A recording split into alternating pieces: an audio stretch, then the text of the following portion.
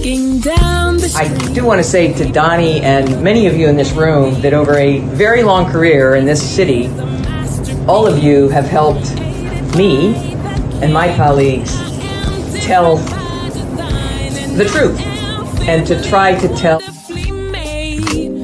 I may not look like you and you me, but my head up. I'm from South Carolina, so I just... What does this event mean to you, Miss Peggy Moss? Oh, my heart, Happy 20th anniversary. my heart is about loving up on my sisters. Do you know what it feels like to have your sisters in the room? John. And dare to be different and unique. I'm gonna be the best me I can be by letting His glory shine through. I am beautiful, I am blessed, but not just what you see in the flesh. I'm free from people, free from myself. There's a The doctor lived next door to the janitor, to the reverend, and the lawyer. We were together. Now we get so high and mighty that you create stress for your society because you don't like poor black folks either. That's a health problem. Get yourself together so I can stop being taking care of geriatric people and get back to pediatrics. I thank you, Doni, for all you've done. Let's keep doing it all the more. letting His glory shine through. Dare to be you, dare to be me, dare to be different and unique. I'm gonna be the best me I can be by letting His glory shine through. And I dare you, I dare you, I dare you to be you. First name's Doni, last name's Glover, in it to win it for the long haul, baby. We have a very special guest today. This interview, this may have been our longest pre-planned interview. We planned this months ago. But without further ado, we present to you Mr. Kevin Shird. Hello, sir. How are you? My friend, how are you? I'm grateful, brother. The Bible says a friend sticketh closer than a brother. Absolutely. So we're here to talk about a life for a life. Yes, sir. Yes, sir. Where do we start? I don't know, man. It's been a 10-year journey, Doni, to get this book out. I started down this path 10 years ago, and now we're here, and it's surreal, and you can probably attest to this. Sometimes it's hard to stay on a path because you get pulled so many different ways. So this has been a 10-year journey just to get this book out to the world. Well, it's here, and this is your fourth book. This is the fourth book I've written. A lot of people don't know this, but I'm also a ghostwriter, so I've actually written 14 books. But this is the fourth in my name, and I'm excited about it. I think it's a book that's going to stand the test of time, and I also think it's going to make a big difference in a lot of people's lives. Why? It's a conversation that we just don't want to have, Doni. It's a conversation about mental health. That's not a conversation a lot of people want to have, because to really have it, it forces you to look into the mirror. And a lot of people don't like what they see, including myself at one time. And that's what took me down this journey to even start writing this book, embrace therapy, and embrace this conversation about mental health in the Black community as it relates to trauma and violence. So in the book, A Life for a Life, your first encounter with a therapist was a white man. He had Harvard, Yale on the wall. You coming from Baltimore, you like, what you gonna tell me? How can you identify with me? You felt it was a sterile experience. And for that particular, and you call them psych, I caught that part. And let me tell you, you are quite the master of words. You're quite the wordsmith. But you said you never went back to him. Yeah. You know, I think a lot of times we have this thought in our mind, vision in our mind about what therapy is going to look like. And then you actually get into it and it looks a lot different than what you thought it would look like. Yeah, and so my experience, it definitely wasn't what I expected. And it's easy to get deterred that way, right? Because oftentimes I think we're looking for an excuse. We're looking for an excuse not to do the right thing, and we know when something's off, man. It don't take a rocket scientist to know when you wake up in the morning you're not feeling right. You know you're not feeling right. But what are you going to do about it? And so again, I think at that time, I think I was still looking for an excuse, because even though that experience wasn't what I thought it would be, it would have been easy for me to say, you know what, this is not for me. This therapy thing is not for me. This whole I know how to deal with this. I know how to self-medicate. I know how to solve my own problems. Men don't let their guard down. Men don't show their feelings. Men don't cry. That type of thing that we grew up with on the streets of Baltimore and other urban areas and other places around the world. Yes, sir. Especially a guy from the street, because the way I kind of coined it, we often wear the mask, but you have to wear the mask to survive, or so you believe you do, right? And so we continue on just wearing the mask, hiding the pain, hiding the problems instead of embracing them. And so again, that first experience was a big deal. It was a turning point. It was also an opportunity to learn, right? Because that's the other part about this whole conversation about mental health. You got to be willing to learn, and you got to be willing to listen, and you got to be willing to open your mind to new ideas about how you address some of the stuff that you're dealing with. So one thing I didn't, now let me just, you asked me to read the book, and I want to know, did I miss your high school? Because I was looking for the name and I didn't come across it. Because we name Allendale.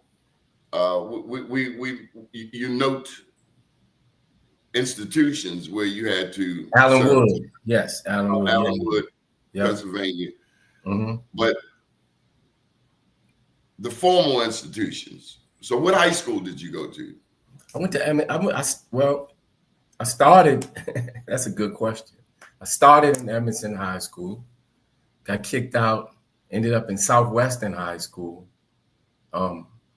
left there, ended up going to Walbrook High School, and dropped out in the 12th grade at Walbrook High School. So my high school experience was a lot different than a lot of people.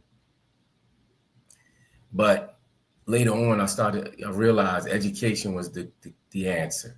And I talk about that a lot in the book. When you're young, you make a lot of bad choices. And not getting an education in high school was one of them. And so you got an education.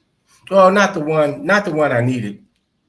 You know, I know exactly what you're talking about. And so that life experience is important. But I look back and even now, man, just how the world is evolving with technology and all this other stuff, and just trying to keep up with it. And so I still wish I had a little bit of earlier start on things like science and math. But, you know, in prison, I was able to take college courses, and I was literally playing catch up, which was a blessing. But yeah, I still wish, you know, those early years I would have committed more to school, because it's important. Education is everything. It's the answer to a lot of problems. So what I wanted to get to was, I just wanted to know, before we get to the street and the criminal activity, what teacher had the greatest impact on you in your early days? I'd say a woman named Miss Stanford in West Baltimore Middle School. No, excuse me, elementary school, Robino Heights Elementary School. It was a woman named Miss Stanford, and I don't even know how it started, but it was a program called the GATE program, the Gifted and Talented Education Program.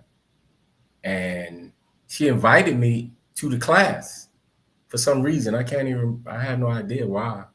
She saw something in you. And I believe this was third grade. She invited me to the program. And then I ended up getting into the GATE program and reading. I remember reading stuff like Shakespeare, man, in the third grade. Wow. And yeah, and I had no idea. It made no sense to me. You think about it, and by the third grade, you just a couple years out of learning how to read yourself. And so the cadence with reading Shakespeare made no sense to a third grader like me. So it was a challenge. But looking back on it, you're absolutely right. She saw something, but that is the first time I realized something. I had something.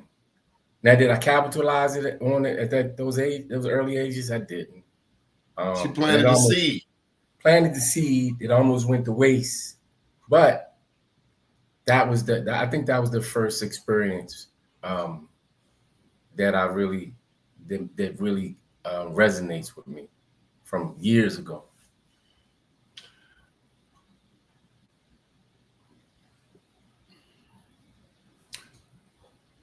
I saw in your book acknowledgement of Jesus. Of Jesus in A Life for Life? You gotta give me a little bit more context around You're that. gonna make me go back and find it. Yeah. You mentioned Jesus in your book. Okay, probably. But I also remember you acknowledging Al-Islam also. Yeah, so that's yes, absolutely. Yeah. So I'm a huge advocate of spirituality, man, and I believe it's something that we all need, and I don't care what you gravitate to. If it works for you and it's making you a better person and it's not harming anybody else, then you have that right to worship, whatever you choose to worship. But I'm a big believer in spirituality is played a major role in my evolution because it gave me something that I never had. But we talk about education, but education is nothing without discipline. And what spirituality did for me, it gave me the discipline that I never had before, right? And it really helped me like stay on a path and have the discipline to incorporate all these things that we learn in spirituality, incorporate those things in your daily life. That's important to me. Kevin, it is abnormal to grow up with people selling cocaine, heroin, and crack cocaine on the corner. Would you agree? Absolutely. No question. But it was normalized where we grew up. I grew up early years, East Baltimore, Patterson Park, Lanville, North, and Greenmount. Then about 8 or 9, we moved back to my mom's, to our family home, Moreland and Baker. So around on Warwick, she said, don't go around Warwick. And where did I go? Around on Warwick. People got shot in the head. people shot police. But cocaine, heroin, and then of course later the crack cocaine epidemic, it wreaked havoc on these neighborhoods. How did you come to sell drugs? How did you come to sell drugs? I think it starts before you get a product in your hand. I think you have to, because you talk about growing up in these neighborhoods. And I think by the time you get the product in your hand, you're already in pain. And you're looking for something to soothe that pain. And in my case, I thought money and material objects would cover up the pain that I was dealing with. Growing up with an alcohol addicted father, the trauma burns at an early age, and also the economic things that you encounter. So we grew up in poverty. We grew up in, and that's another part of the pain, because it's nothing fun about growing up poor, right? Because even oftentimes, even the mothers and the fathers end up making decisions that they probably wouldn't make if they was in a different economic situation, regardless of whatever it is. Maybe it's taking 3 jobs, right? So even then, by the time you get a product in your hand, you're looking to cover up something. In my case, it was poverty. It was the pain of growing up in a household with an addicted father. It was also the pain of not really having a path or a vision for life, and just trying to figure it out on the run. You know what I mean? So at 16 years old, that was my first experience in West Baltimore and in the drug trade. And it just escalated. It escalated from there. Which was anybody in your family addicted to heroin? Not heroin, but alcohol for sure, and people close in my close proximity addicted to heroin. Not in my family, but close proximity. But the thing about addiction is that the substance don't make a difference. It's a brain disease. So it could be cocaine, heroin, gambling, sex, alcohol, cigarettes. It could be a lot of different substances, but at the end of the day, addiction is a brain disease. And so, even though there was no heroin addict in my family, there was other types of addiction in the family that family members suffered from. So, in my worst years, I chased the rock, the dope, the coke. And I remember every time I went up in a hole at 3 o'clock in the morning, there was another sick SOB up in the hole selling.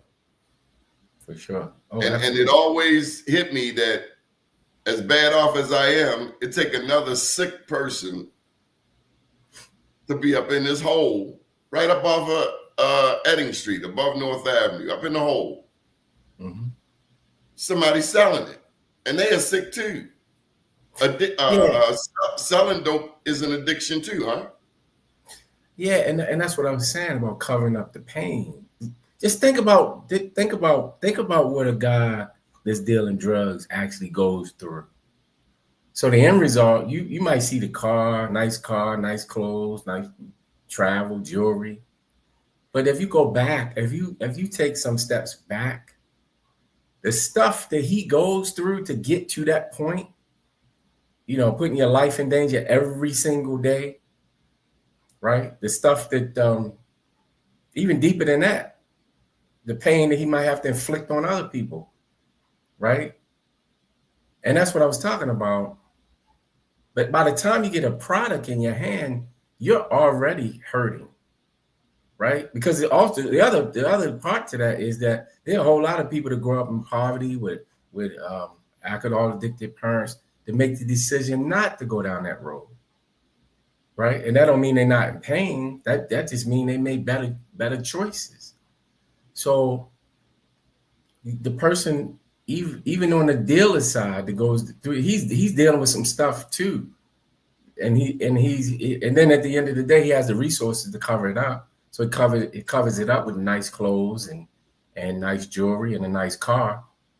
But that don't mean he's well. And it took a long time for me to really understand that. But just being around smart people that can help you dissect a lot of that stuff.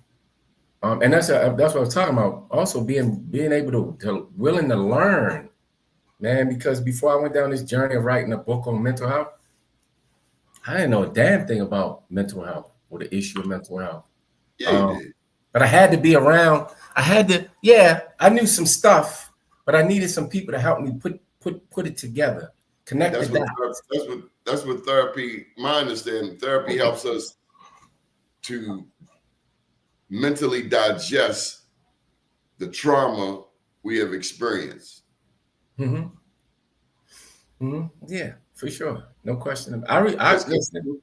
Life is, this stuff is happening at light speed. NFL, Mm-hmm. it's warp speed. And by the time we look up, we could have made some life-changing decisions. Yeah. But I think you got to have people around you, a good network, a good mentor, good people around you that can help you kind of see things in a different way. And so the therapy helps, but there's also hours and days outside of therapy before you get back to the therapist, where you have to have a good network of people around you, a good relationship with people, good support system that could also help you learn and see things in another way. I'm a believer that we're all followers. And people don't like that word. Like, no, I'm not a follower. Yes, you are. Yes, you are. Some of us decide to follow good stuff and good people and go in a good direction. And some of us decide to be W.E.B. Du Bois and Barack Obama, right? And take that path and follow that journey, right? You're gonna follow something, or you're gonna follow the guy in the hole selling the nickels and dimes, or you're gonna follow the guy to Harvard or to Howard, right? Or to Spelman. But you're gonna follow somebody. So people don't like that term. Oh, I'm not a follower. Yes, you are. You just made the decision of what you wanted to follow and what you didn't want to follow, right? Good point. Yeah, and so in the day today, and that's what I talk about, having good people around you that you could follow, because later on I just started to learn. It's brilliant, Black folks out here, man, in Baltimore and beyond, and these are people that you could follow and you know this yourself, could take your life in a whole nother direction. If you're willing to listen for a second. You know what I mean? On that note, I got to plug Dr. Tyrone Taborn, who helps us to do this show. He's quite a leader. One of the stories I recall was the Cubano. And I love, having a Puerto Rican grandfather who I never met. Your insertion of Spanish, Latino, Latina culture was warming and welcoming for me. But you talked about this one prison scene where the Cubano, he was supposed to take the dope, the cocaine from A to B. He didn't. And was it some Dominicans? Yes, they were. And so you talked about, now let me just, full transparency, I've been locked up all of 3 days. I think I was about 17 over city jail. So I do not have that experience. I don't know anything about bitten per se, but having grown up in Baltimore, it ain't like I haven't heard a lot of stories. But You talked about somebody, the Latinos taking magazines and taping them around their body because the knife thing was about to go down. Somebody was getting shanked, and this was like a bulletproof vest. And then I recall you saying that you looked out the window and you said they got him. Yeah, well, yeah, that was a crazy situation, man. It was just one of many. You know, prison can be a brutal place, right? It's a brutal place. Depending where you are, not all prisons are brutal, but many are, and you become you're in survival mode from morning, noon, and night, and you watching, you keeping your eyes open, you watching your back, you're listening, and you never know what might happen. But also in that environment, you got to also kind of keep your eyes forward to the future, if you believe you have one. And so just navigating those kinds of situations, you know, and even we finding myself in situations at times, because I had a share of situations in prison, but how you navigate it and not succumb to those situations, because a lot of times, man, you gotta find yourself in a situation where you make a bad choice, you may never make it out of that place.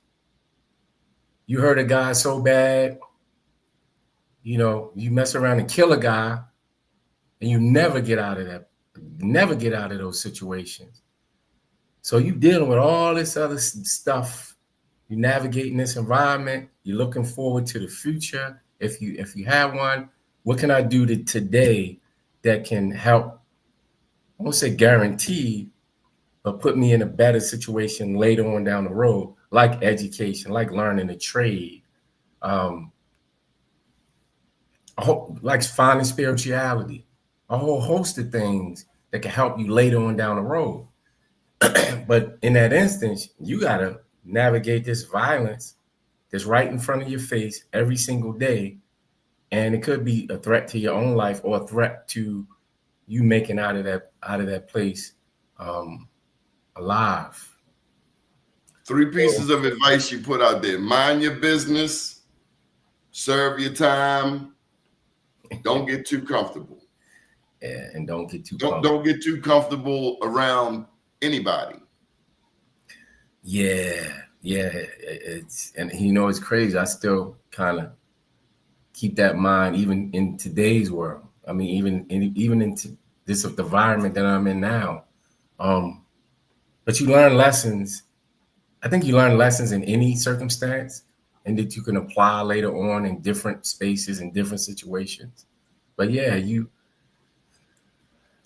it's not an easy thing to navigate. I'm gonna put it like that. And so in the book, I spelled it out, but I also spelled out what takes you down that road. Because taking a life is not an easy thing. But what would take a person down that road to even go that far, you know, to harm another individual? It's a complicated conversation, especially in environments like that. Tell me about Damien. Wow. That was somebody you met in prison who lived in Dover, Delaware. Yeah. So Damien and I first met, and I talk about this in the book, in a holding cell in Virginia. We both were on our way into the Federal Bureau of Prisons, and we met. And in Virginia, at that time, it wasn't a whole lot of guys from Baltimore, so it was kind of easy for us to have a conversation, and we kind of gravitated. It wasn't until we both ended up getting transferred out of Virginia, and then later, maybe I'm gonna say 9 months later, 10 months later, he ended up getting transferred to a federal prison I was in Virginia. In Pennsylvania, called Allenwood Federal Prison. And I was already there. And I was walking down the yard one day and saw him coming in, and we got to talking, and then he became my cellmate at Allenwood. And again, one of those situations, just trying to navigate prison, and then also trying to navigate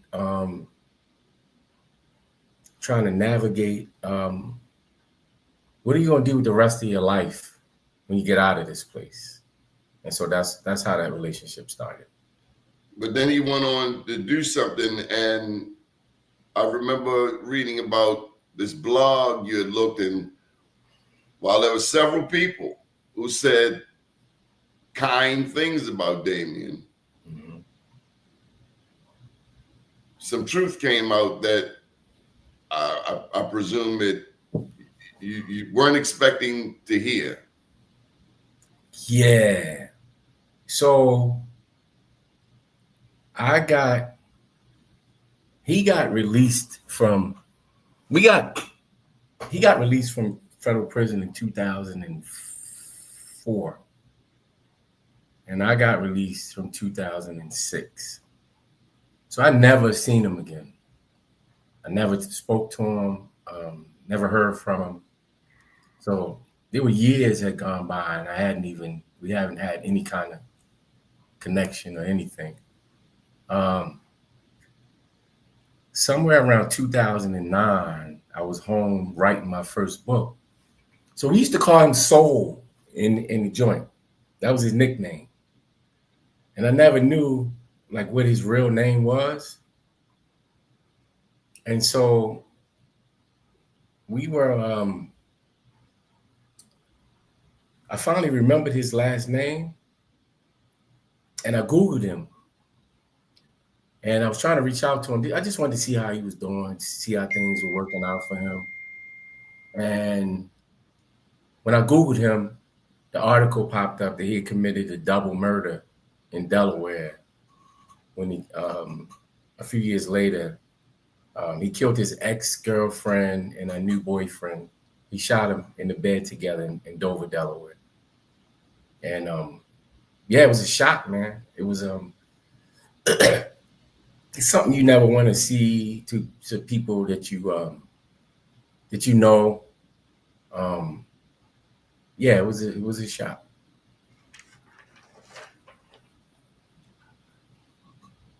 What's this thing about you being an amateur chef, man? Cheesecake,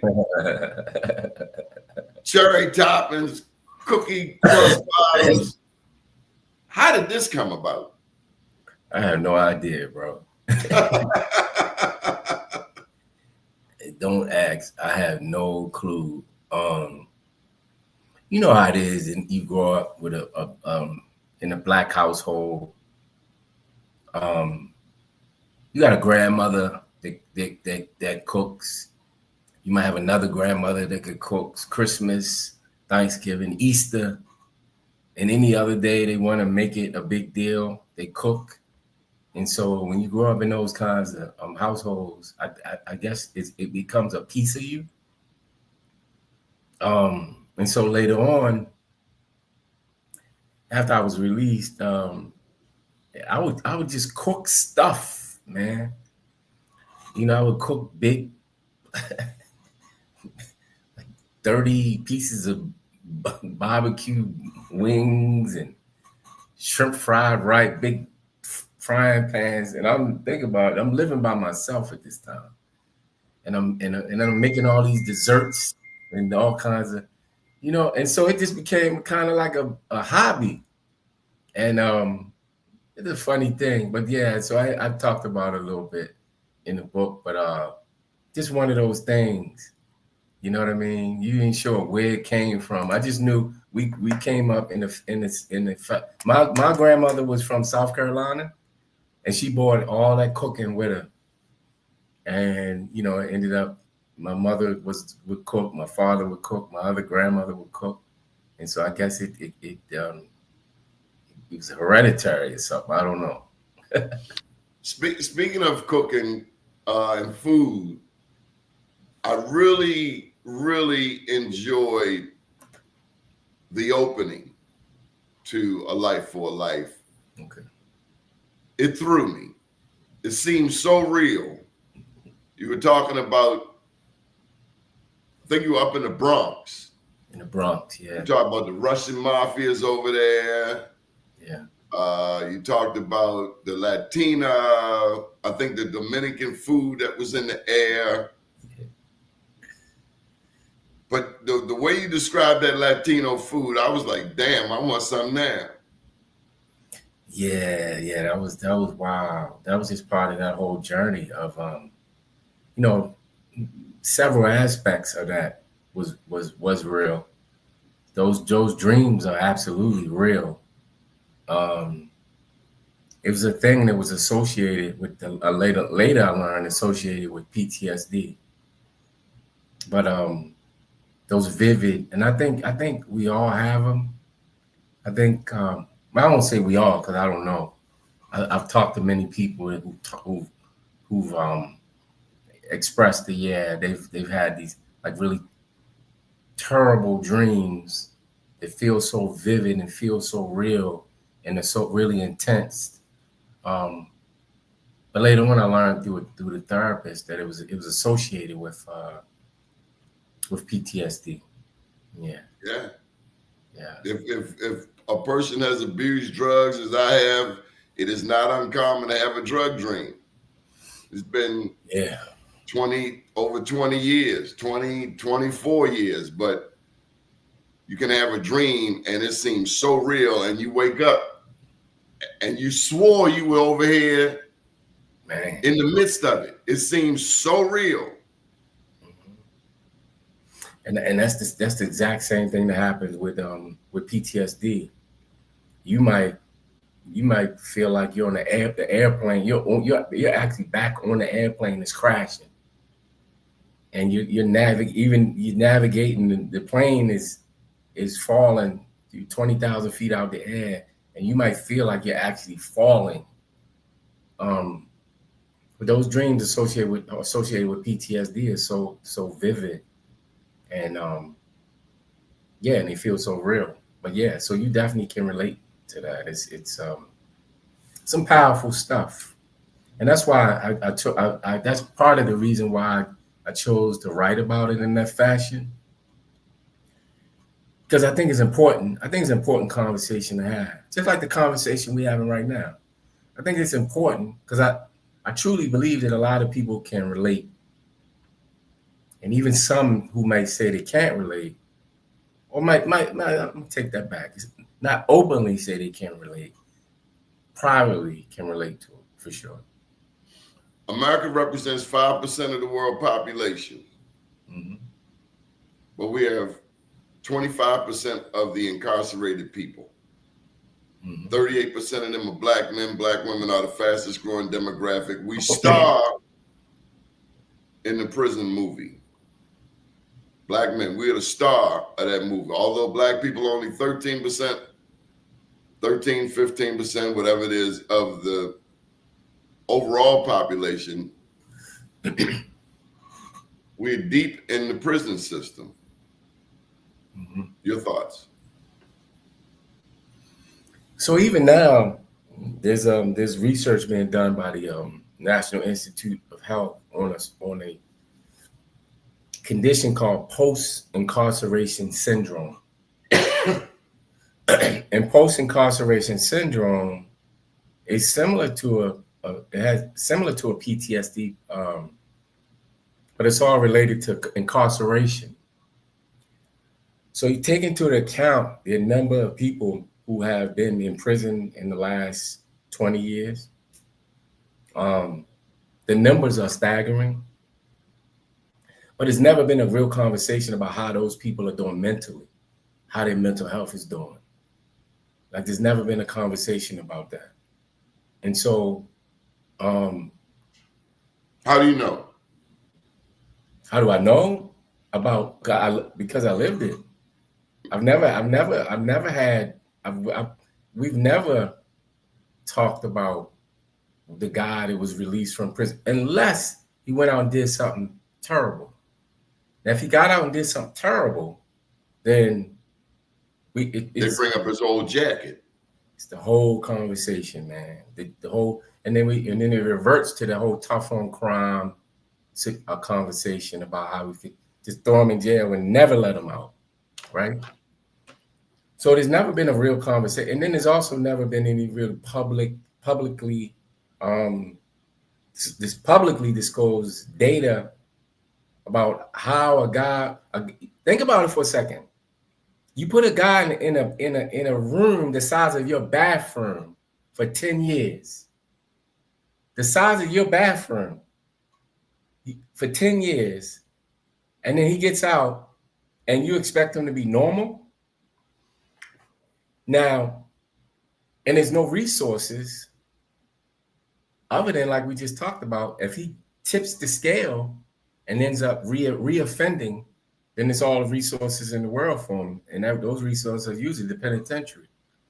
But I'm talking about the guy that doesn't reoffend, the guy that wants the job, that wants the school, that wants the better life, but he's still navigating these issues, mental health issues associated with just incarceration alone. Forget about everything else, right? I got into a heated conversation on wasn't even a conversation with a leader in the Federal Bureau of Prisons on a conference call. I was part of the Obama administration, the Clemency Project. And we were talking about, we were putting together post-release resources for guys who have been down 20, 30, 40 years, many years. And the Federal Bureau of Prisons, this guy was in the leadership. Just a few years ago, he said on the open conference call, he doesn't believe that if you haven't been in prison more than 10 years, you don't need mental health counseling. Man, you got people been in there one day need counseling. But think about that for a second. He's lost his damn mind. Well, it's deeper than he lost his damn mind. I'm talking about the guy from the Federal Bureau of Prisons. He don't know what the hell he's talking about. But let me just take it a couple steps further. This is the scary part. This guy was in charge of the halfway houses for the Federal Bureau of Prisons across America. Yeah, he's an overseer. He was in charge of, like, man, I think a couple thousand guys get released throughout the 50 states a day, right? And he's in the leadership, the policy space, there's policy around guys they don't need mental health counseling. That's part of the policy. Because if it's in writing, sometimes when it's not in writing, that's part of the policy. That's policy too. Absolutely. So the fact that Ron Dellums came up to you though and told you great job, Congressman Dellums. So Ron, yeah, damn, that's crazy. Ron, and when I talk about mentors, and I talk about leaders, having leaders around you and people around you that you can gravitate to. Ron became a mentor to me. Ron wrote the anti-apartheid legislation that ultimately led to Nelson Mandela being released from prison. Just to give you an idea of who he was. So when it came to leadership and leaders of Black men, young Black men who've also made mistakes and they're trying to pull it together, I mean, I couldn't have had a better person in my life than Congressman Ron Dellums. God rest his soul. Tell me about them California prisons, man. I got a partner out west, and he always tell me, boy, Baltimore would take a long time to figure out California, LA, but you're in the prison system. The cartels, the Latino gangs. You just said it was bananas. It was crazy. Yeah, and just go back to the brutality. And again, I don't know how do we as a society expect a guy to live in an environment like that and be released from an environment like that and get and be normal on his own? Because you talk about brutality, everything that's in the streets of California, LA, Crips, Bloods, Norteños, Sureños, Mexican Mafia, you name it, is in the prisons. And it's concentrated, right? And so now you got to still navigate those spaces. And the brutality is associated with it. And so we gotta do a little bit. We gotta do a lot more in making sure that when these guys are released from prison, they have the resources that they need. And if they don't end up back on the evening news, that's not a success story, because you got a bunch of guys walking around self-medicating or just trying to figure it out on their own without the support that they need. And I think, California prisons is a perfect example. Very brutal, very violent. But then we expect the guy to just walk out of those doors and walk right back into society and be productive. And that's asking a lot. But not only is it asking a lot, it's also it's just counterproductive to what we say we're looking for. We say we're looking for productive citizens.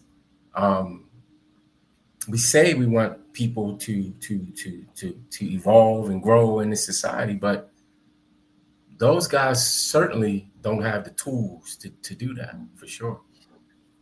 Kevin, you wrote about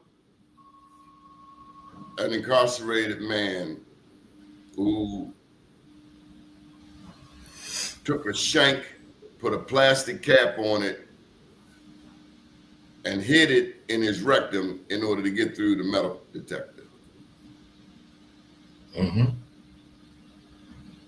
It don't get more brutal and desperate than those kinds of situations, and that's daily life in a lot of these places. That's a daily thing, right? In a lot of these places, the level of brutality, and you're always in survival mode, and in many cases, you're willing to do anything it takes to either survive or take somebody else's life.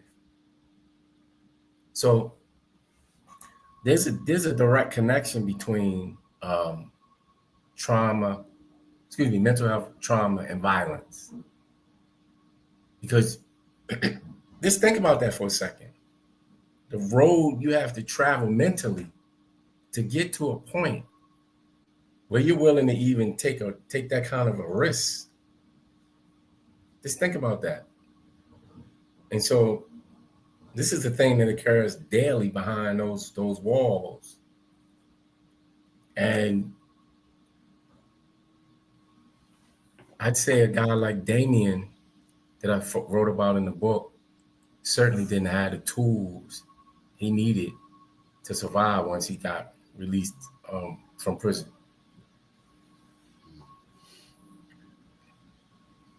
Our music today, and I'm not at all, I grew up like you did. You mentioned in the book Biggie, Pac. The music today, what do you think of today's rap music? And I mean the far left, where the B word is normalized, even to the point that women refer to themselves as B's, the sex, the drugs, the pills, the encouraging women to take pills. I'd love to hear your thoughts. I mean, because it's $1 billion industry talking about us killing each other. Mm-hmm. Yeah. By people who quite often, I mean, having grown up in Baltimore, I've seen a killer too. Yeah. I've met a Joe Dancer. Mm-hmm. But everybody wants to be a killer. Everybody wants to say how to kill somebody in the most spectacular verbiage imaginable. You know what, man? I don't even listen to it, bro. To be honest with you, it's not my cup of tea. I'm still, and now I realize why my parents would listen to in the 80s, and yeah, they were still listening to stuff like the Commodores and love music, Motown, and around the time. So I'm still listening to music from 20 years ago. That's the thing that gets me motivated. The stuff that's out now, it's totally beyond me. But it's a reminder of I remember NWA came out with the records about disparaging women and violence, and so it's not my cup of tea, and it's probably something, if I had a young child, it's probably something I wouldn't want them to listen to, or I wouldn't let them listen to it. And so now I get it, getting older. Now it's like, oh, okay, now I get what they were talking about in the 90s. But it's not my cup of tea. It's not something that I would want to listen to. And it's not a whole. It's hard pressed to find some positive music with some positive lyrics. They're out there, but you got to dig a little deeper. So I'm still listening to stuff from 20 years ago with some positive vibes, with some positive energy. But I don't have a whole lot of interest in listening to, young people disparage themselves sexually and violent in a violent nature. I get it. I'm a storyteller, so I get it. You gotta and an artist, and so you gotta give artists a little bit of room to be an artist, but it's not my cup of tea for sure. It's not my cup of tea. In the early part of the book, what caught my attention also was your description of a 357. You said that's for experienced assassins, but the 9mm is essentially the tool of the typical street soldier. Mm-hmm. But then you talked about this 924G. Yeah, a felon in possession of a handgun, which was I don't know, it was decimating guys in Baltimore City at one point. I don't know. I'm not sure now how. But is that a ghost gun? No, 924G is a federal law prohibiting a felon to possess a handgun. Okay. So a guy might be walking down the street in Ricestown Road in Park Heights, get pulled over by a cop. He has a gun on him. Boom. He's arrested for possession of a gun. If he has a prior felony, and that prior felony, he could have stole a burger out of McDonald's 10 years ago. But it's a felon in possession. That's a 922G. Felon in possession. 922G. So now that case can be referred over to the federal courts for prosecution, which often happens. And I've actually heard Ivan Bates talking about utilizing that. So the state's attorney utilizes that statute often, very, very often in Baltimore City, felon in possession. they'll refer the case over to the federal prosecutor, and oftentimes it's an easy case because there's no dispute often that the guy was in possession of the gun. Sometimes there is, but more than often it's not. It's an easy case, and so now he ends up in a federal prison in Texas, right? And I ain't talking about no drug kingpin and no guy with a lot of resources. I'm just talking about just an average guy and now he's got to figure out how can I get my family to come visit me in Texas, right? And so the mandatory minimum for 922 felony possession is 5 years. So he's looking at least 4 years in a federal prison somewhere, probably. Well, there are no federal prisons in Maryland. So in that case, that statute is applied often, and a lot of folks don't even realize. A lot of young folks don't realize it. So I got to talk to you. Can't not talk to you about solitary confinement. We've had Natasha White on this show from New York, Victor Pate, big time advocate who trained people like Natasha, Gwen Levy, even Mr. Rudy Williams. They have helped me to understand what happens in solitary confinement, what that does to one's mental health. Yes, man, you can go down a path of no return. You may never come back, and I've seen it happen. And again, we talking about incarceration, but we also talking about the brutality of incarceration. And again, if a guy's in solitary confinement, he's often in a cell smaller than your bathroom, or the size of your bathroom, for 23 hours a day. And he's allowed out maybe an hour a day to take a shower and maybe walk. An isolated space, they call it a rec area, but for 23 hours a day. I've been in solitary confinement. It's brutal, and it can break you. And so I'm lucky. I'm blessed. You know, God blessed me, and I think God might have blessed the other individuals that you just mentioned to just have a sound mind after experiencing something so brutal.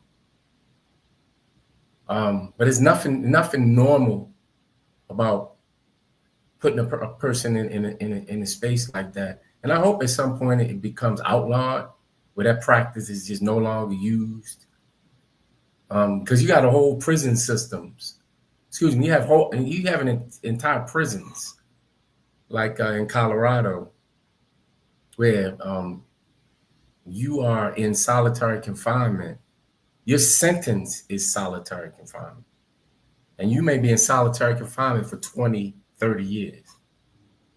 I hope it becomes outlawed at some point, because even federal judges are allowed to sentence defendants to a term inside a prison cell for 20, 30, 40 years, which should be unheard of.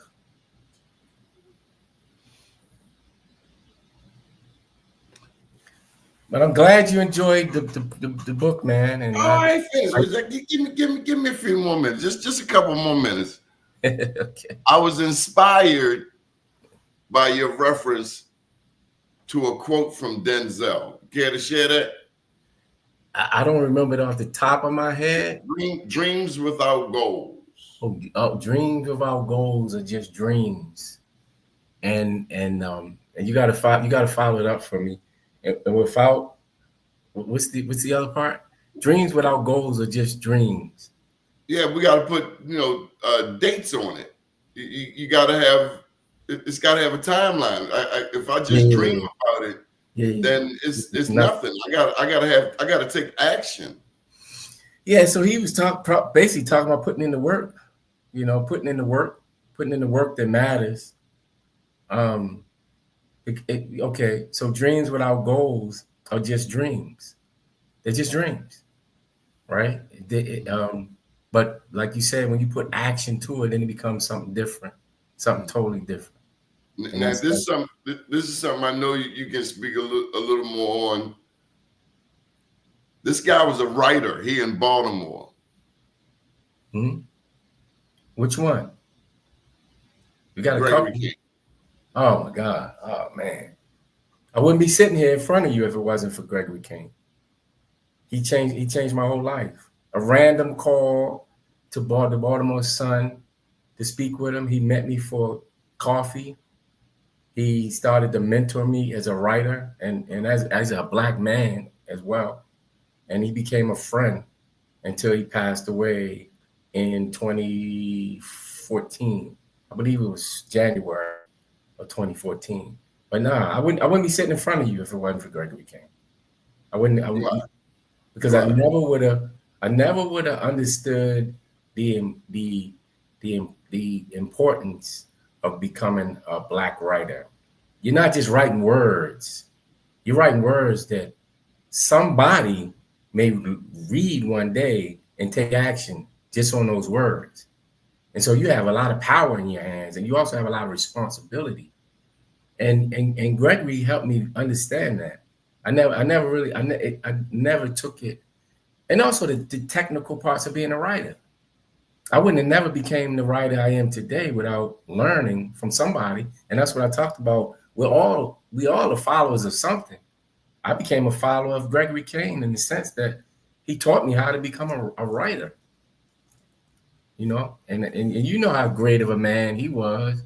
I mean, we don't even have enough time to talk about what he did for me on so many different levels, man. And I'm so grateful to have Black men like that in my life that could just show me the way and guide me down the path. Congressman Dellums, Gregory King, important men in my life that helped me become who I am today. And I wouldn't be the person I am today without these guys. No question. All right, I ain't gonna let you slide now. You comment on the dating scene in America. I'm gonna end with that, and then I'd like you to take a moment after that and share a message with our young people who think standing on the corner is being slick. So, what have you learned? Because I'm always trying to learn how to be a better man to a woman. At that time, because I want to put it in the context, I hadn't been in front of a woman for years, right? And so just trying to navigate that whole new world of dating and just being around people again, just being around human beings and having conversations about life in the world. And so, yeah, the whole dating, just getting back into that was wild.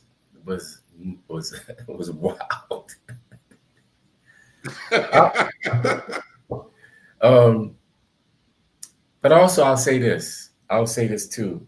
I met some really smart, brilliant Black women that I learned a lot from, and stuff I even incorporated in life decisions even today, right? So, but yeah, it certainly was a roller coaster ride. But then you start to kind of level out again along the way, and you start bringing good people. And you know what? And so we've been talking a lot about having positive people and having positive men in your life and role models and mentors. I think it's also important to have good women in your life too. No Smart. question. When you're thinking crazy and talking crazy, somebody could tell you like, wait a minute, check yourself, calm down. That don't make no sense what you're talking about. You also need those kinds of people in your life too. And I'm just talking about women. So it's important to have good women around too, man, in your life. The first woman who bragged about you to me, are you ready? Sure. Cynthia Todd. Yeah. Over at Associated Black Charities. Yeah. I had not heard of you, did not know who you were. You don't know Captain Shird? You don't know? I don't know no damn Captain. Who is Captain Shird? Great people. I was their tenant for a couple of years. I was renting office space on their bottom level, and I interacted with their team a lot. They were super supportive, very helpful. Me and my friend, we just started a nonprofit. We needed some office space. Actually, Mario, the from Baltimore. That's right. We needed office space for the Do Right Foundation, and they rented us some space. But they also were good. They also became good friends. No question. And they offered us Diane Bell McCoy. That's my adopted mother. Yeah, they offered us some great advice, great mentorship on running a nonprofit. So yeah, I'm forever grateful for Cynthia and the team over at Associated Black Charities, for sure. Great people. Your message to our young brothers and young sisters who want to stand on the corners of Baltimore. What's your shot of hope? My shot of hope is there's a big world out here. The street corner in Baltimore is a very small, narrow place with a lot of small thinking and narrow thinking. The world, Baltimore is a great town, man. Beyond all of that, Maryland is a great state. The United States is a great country if you're looking for something. If you're looking for to be great in literature, great at art, great in finance, great in technology, great in sports, great athlete, great actor. There's so many opportunities beyond the street corner. But you got to get off the street corner, because first and foremost, you're putting your life in danger, and you may not make it off the street corner. Secondly, your path to a success, your path to great life, to a great life is limited there. But there's so much other possibility. And again, just listen, you ain't got to go to France or Greece. You can go to Coppin State University and meet some great people and learn some great stuff. You go to Morgan and meet some great people, and you can go to Reginald F. Lewis Museum and learn some great stuff. There's so much Baltimore has to offer, but the street corner ain't the answer, and I could tell you that from experience. And I guess that's why should people buy A Life for a Life? And we're doing pre-orders right now. It comes out February 1st. Thank you for this exclusive interview. I hope you are pleased. April 1st, 2025. The book will be available April 1st, but you can pre-order right now. All Amazon, Barnes and Nobles, Simon and Schuster, anywhere that sells books. Google A Life for Life, Kevin Shird, or A Life for Life. Poor choices and unresolved trauma is killing America. This is an important book, man, to spark some important conversations. And don't get it wrong. It's not just about the guy that's been in prison. It's also about the waiter, the bus driver, right? The police officer, the lawyer, the accountant. How do you manage your mental health? What does your day-to-day look like? Who's your therapist? Have you decided to get into therapy, right? It's also about the everyday person that knows and feels like something's wrong, but just don't know how to move forward.